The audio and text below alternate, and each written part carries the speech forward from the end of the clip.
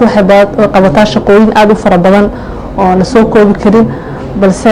waxa kamid ah sidoo kale waxa la xiriira hooyada uurka leh ay qaybisha qaybta hooyada uurka leh kiisas kala duwan ama cudurrada qabta ama hooyada dhanka dhalmada u imaanayso ama ha qabta ayadoo uurka leh jirooyin kala duwan halwa qaabila hooyooyinka qabo dhanka dhiigbaxa sida la xiriir dhiigbaxa ama ha haato hooyada ayadoo uur weyn leh inay ibidi ku soo go'do ama ibidi ka soo horeyso bandheerta loo yaqaano ka soo horeyso saas darteed hooyada dhiigbax ama ha haato dhiciskii ha haato hooyada qaybta lagu maanin jiray talaalka waa siinaa waa kula taliyaa hooyinka inay talaalka dhammaysto sidoo kale waxaa ku buurinaa hooyadan inay talaalka inay dhammaysato markay dhammaysto inaa siino dhalasho friye